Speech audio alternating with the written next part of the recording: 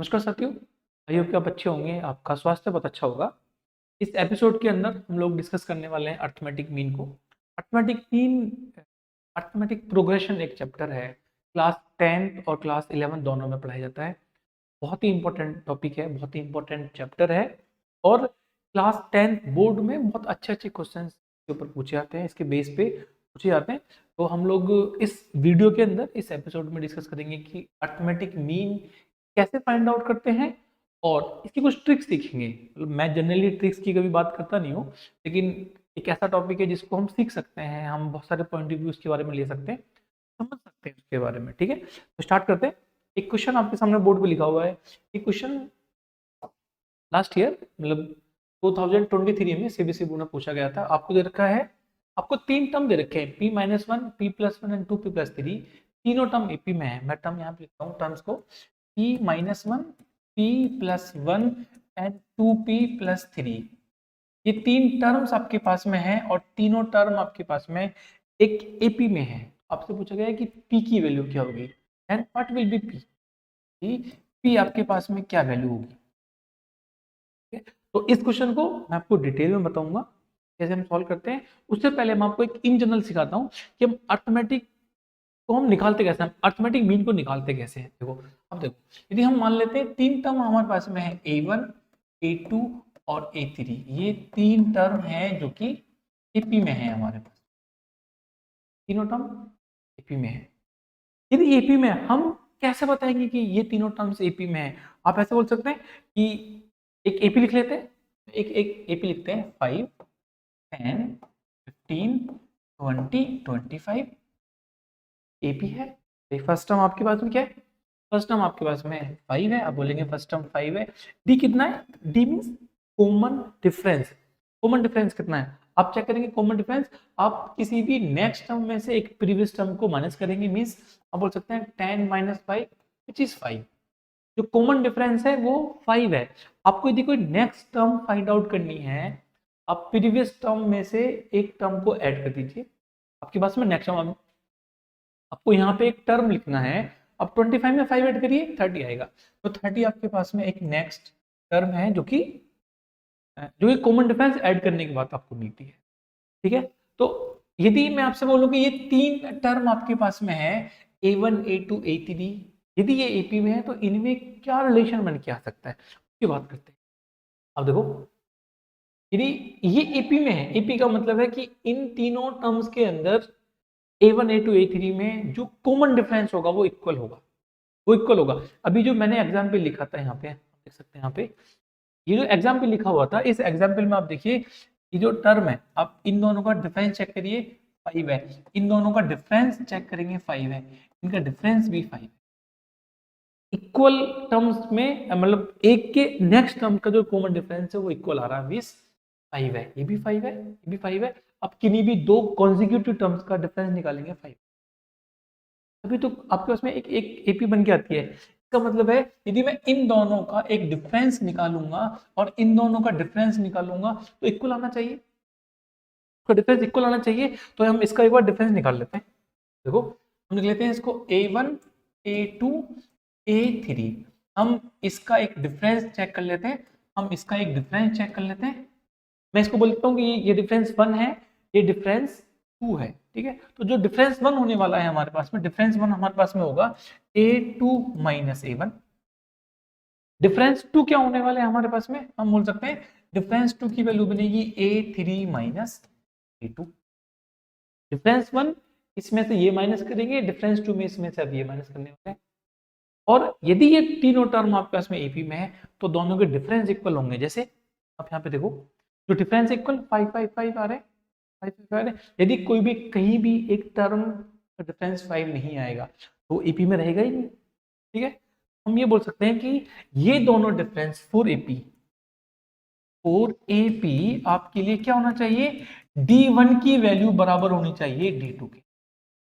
D1 की value देखो, A2 - A1, आप इस वैल्यू को यहां पुट करो, आप बोलोगे A2 - A1 बराबर, आप D2 की वैल्यू पुट करेंगे A3 - A, ये वैल्यू बनेगी A2 - A1 equal to A3 - A2।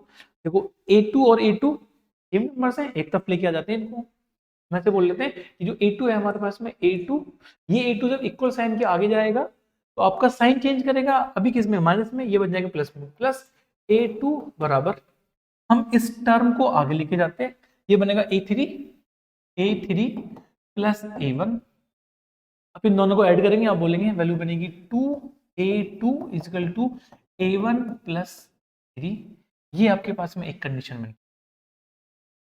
और आप चाहें तो इसको ऐसे भी लिख सकते हैं, और करके आप बोलेंगे A2 की वैल्यू बन के आएगी आपके पास में A1 प्लस A3 अपॉन 2, ये वैल्यू बन के आएगी 2A2 equal to A1 plus A3 आ जाए, और आप A2 की value A1 plus A2 by 2 कर सकते हैं, तो बोलते हैं हम अर्थमेटिक मीन। कैसे, देखो हमारे पास में एक टर्म है A1, एक टर्म है A2, एक टर्म है A3, इसके लिए अब बोलेंगे 2A2 is equal to A1 plus A2 condition number 1, ये बोल सकते हैं। और हम ये बोल सकते हैं कि A2 की वैल्यू आती है A1 प्लस A3 बाई 2, हम इसको कंडीशन नंबर 2 बोल सकते हैं।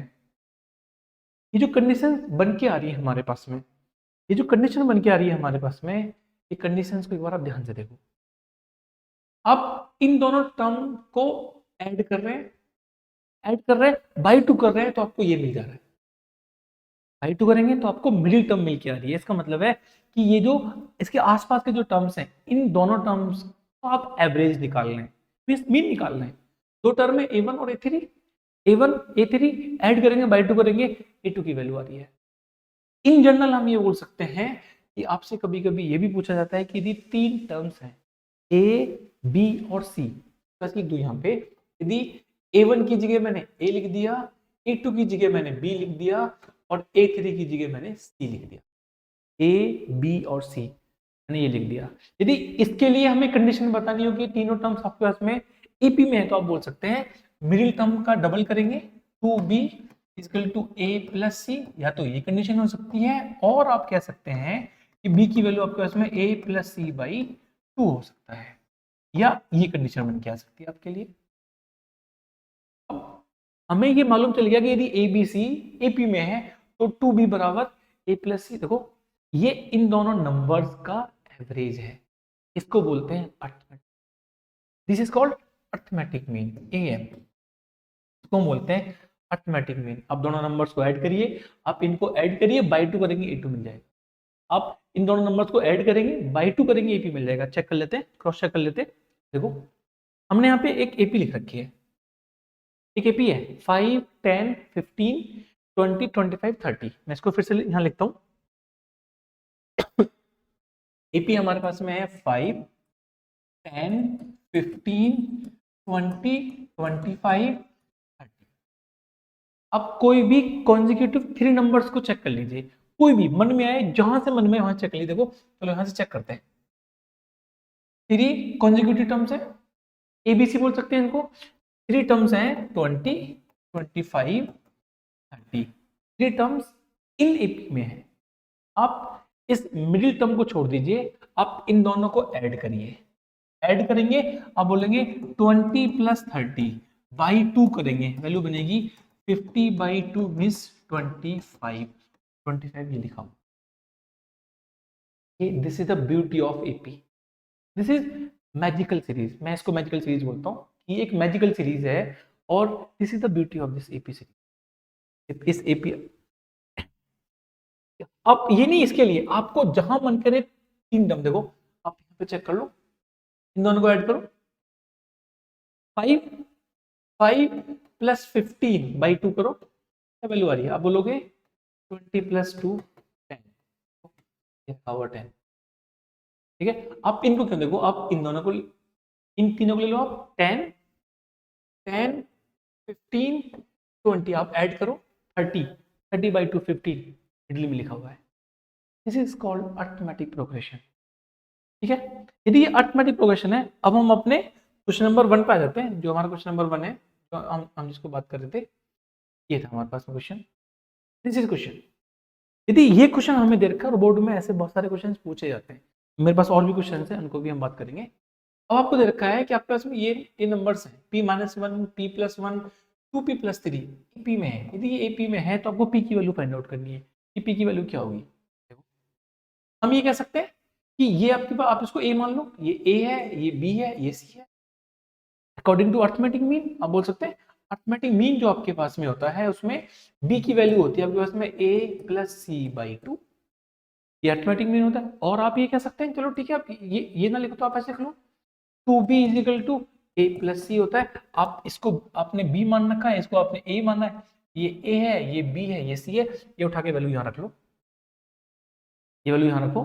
देखो बी क्या है, बी है आपके पास में पी प्लस वन, आप बोलेंगे two P plus one equal to A क्या है पी माइनस वन, हम बोलेंगे P minus one plus C क्या है two P plus three, two P plus three, ये वैल्यू बनेगी two P plus two equal to, ये बनेगा आपके पास में ये थ्री पी ये बनेगा टू। देखो टू से टू कैंसिल हो गया, या आप कैंसिल नहीं करना चाहो इसको तो इसको हम ऐसे लिख लेते हैं, अभी ऐसे लिख लेते हैं, ये वैल्यू बनेगी two P plus two equal to three P plus two, इन दोनों को उठा के एक तरफ लेके जाओ, क्या वैल्यू बनेगी हमारे पास में, ये वैल्यू बनेगी हमारे पास में three P minus two P plus two minus two equal to zero, ये कैंसिल हो गया, ये बना P equal to zero, P की वैल्यू आ रही जीरो,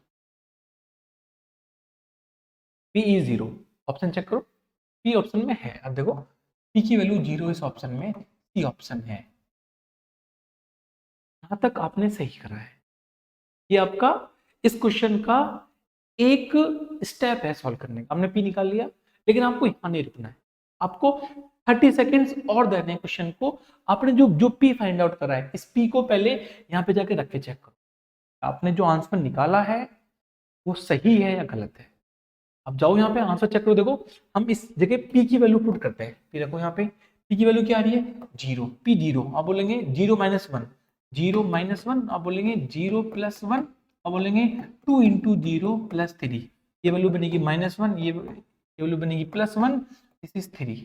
अब आपके पास में टर्म बन के आ रहे हैं minus one plus one and three, क्या ये एपी में है minus one one and three, क्या ये आपके पास में minus one one and three क्या ये एपी बना रहे हैं, कॉमन डिफरेंस कितना है टू है, अब टू ऐड कर रहे हैं नेक्स्ट टर्म पे जाने के लिए, तो मतलब ये सही है। आपका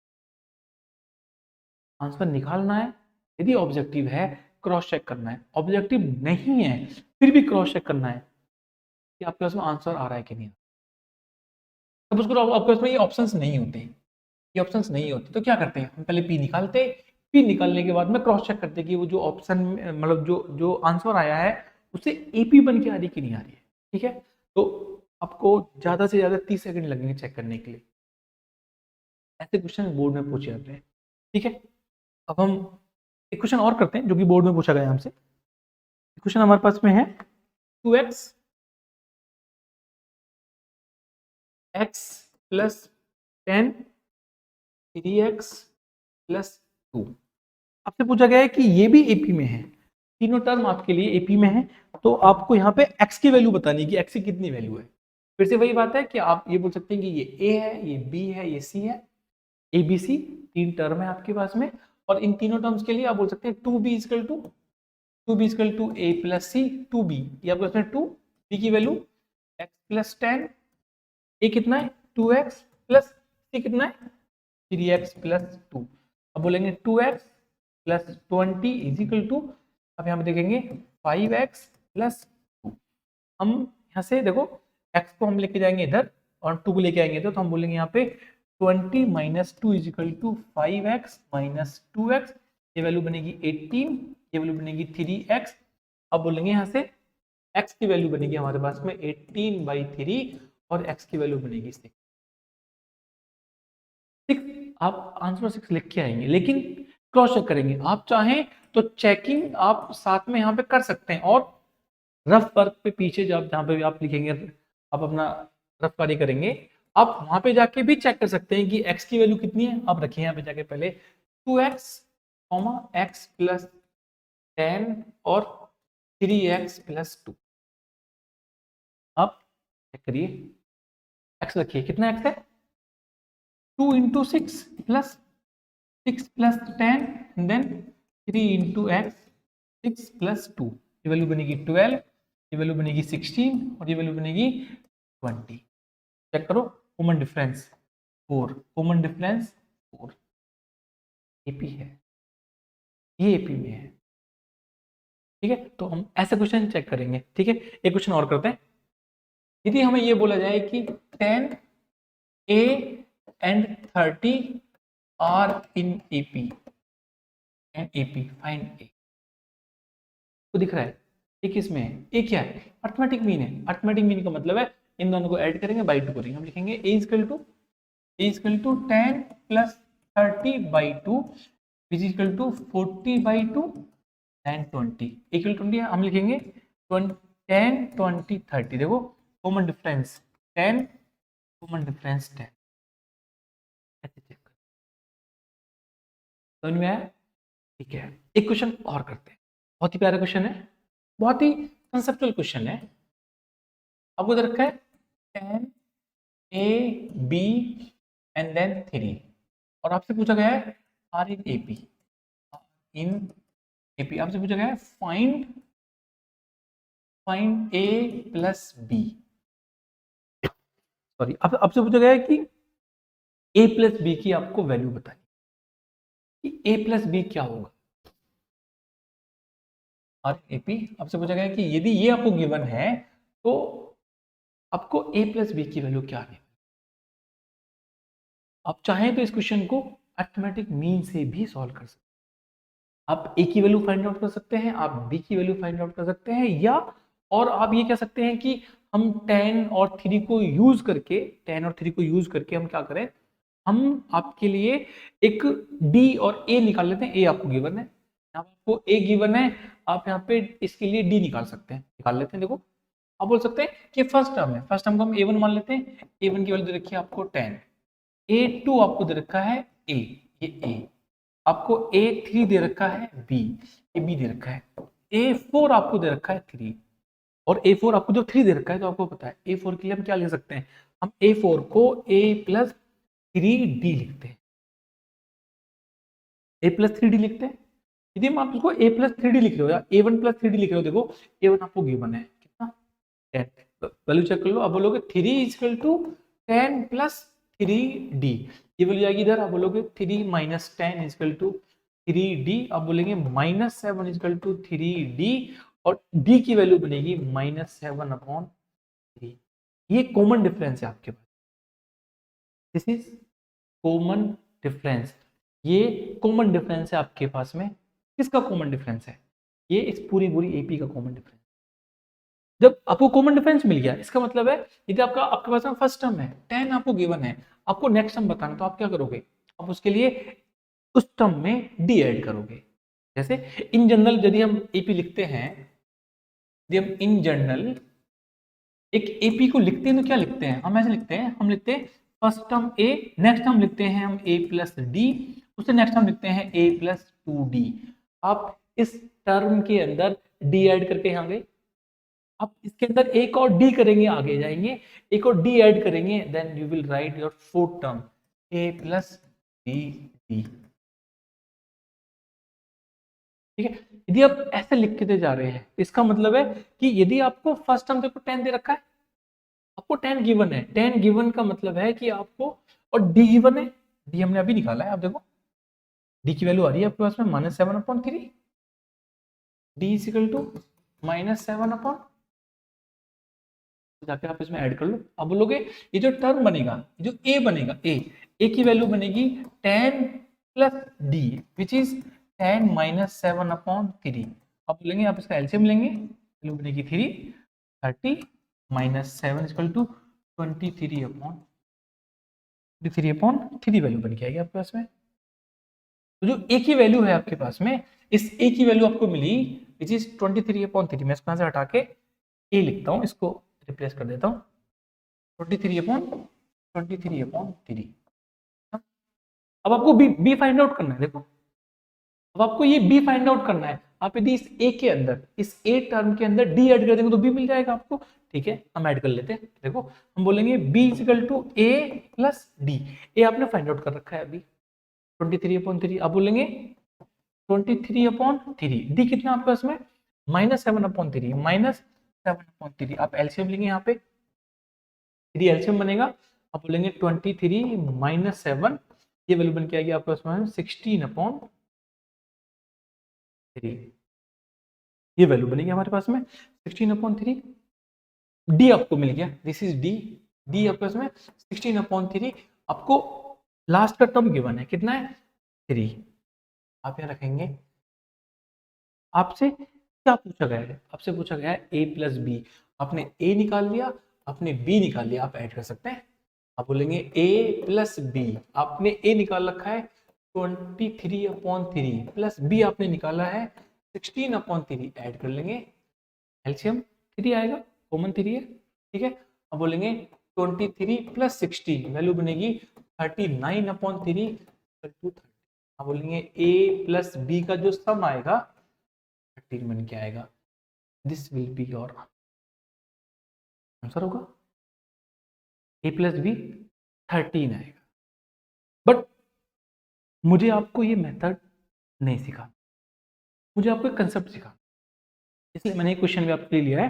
कंसेप्ट क्या सिखाना है मुझे आपको, आप एक बार एपी को ऑब्जर्व करो। इससे पहले हमने एक भी एपी लिखी थी, क्या लिखी थी हमने एपी, हमने लिखा था 5, 15, 5, 10, 15, सॉरी इसको मैं लिखता हूँ 5, 10, 15, 20, 25, 30,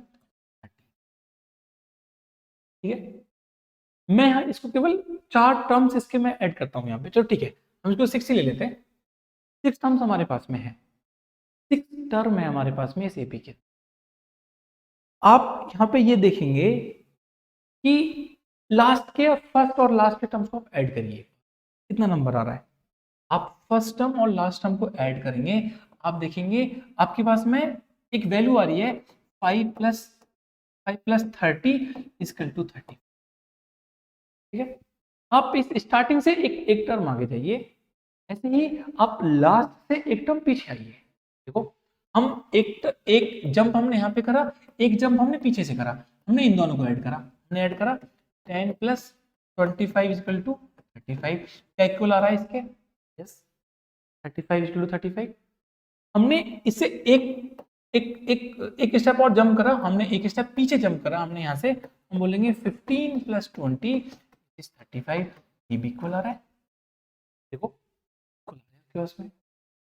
यदि इक्वल आ रहे हैं हमारे पास में, तो अब आप यहाँ पे देख लो, अब यहाँ पे देखो आपके पास में 10, a, b और 3, केवल 4 टर्म है। ये जो मैंने आपको बताया ये जो मैंने आपको बताया, क्या हम इसको 4 नंबर्स पे अप्लाई कर सकते हैं, ट्राई कर लेते हैं।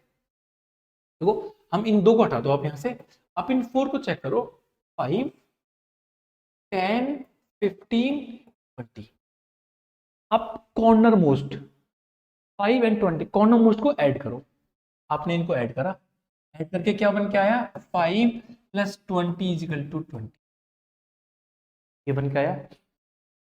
अब देखो आपके बीच के टर्म्स बचे, आप इनको ऐड करो, आप बोलोगे 10 + 25 सॉरी 10 + 15 = 25, देखो क्या इक्वल आ रहे हैं, इक्वल आ रहे हैं।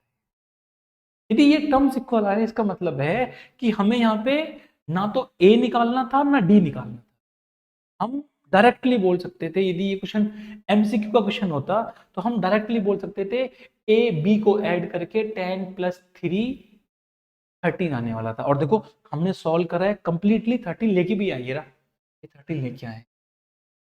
तो हमें बिना सॉल्व करे भी क्वेश्चंस के लिए कंसेप्ट सीख लिए।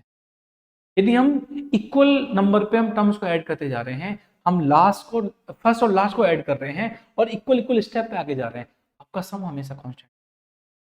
ऐसा हो क्यों रहा है, अब देखो ऐसा क्यों हो रहा है। यदि मैं आपसे बोलूं कि आपके पास में 4 टर्म है, a + d, a + 2d और a + 3d, ये टर्म्स आपके पास में a + d, a + 2d, a + 3d। अब देखो आपके पास में ये 10 है, ये a है, नहीं इसको a नहीं मानते हैं, ये a1 है, ये a2 है, ये a3 है, ये a4 है, ये टर्म आपके पास में है। आप लास्ट के कॉर्नर्स के टर्म्स को ऐड करो, अब बोलोगे a1 + a4, लिख लो यहाँ पे, आप लिख लो a1 + a4 = a + A plus 3d, term बन के आया 2a प्लस 3d, इन दोनों को ऐड करा 2a, ये 2a प्लस 3d। देखो इनको ऐड करो भाई, आपके पास में ये टर्म ऐड हो गए, मिडिल टर्म को चेक करो। अब बोलोगे a2 प्लस a3, वैल्यू बनेगी आपके पास में a plus d plus a plus 2d। अब देखो ऐड करोगे इनको तो ये बनेगा 2a d and 2d, add करेंगे क्या वैल्यू बनेगी 3d, तो ये बनेगा आपके पास में 2a प्लस 3d। देखो ठीक है, तो आई होप कि ये कंसेप्ट आपको समझ में आया होगा, अरिथमेटिक मीन आपको समझ में आया होगा। Thank you so much.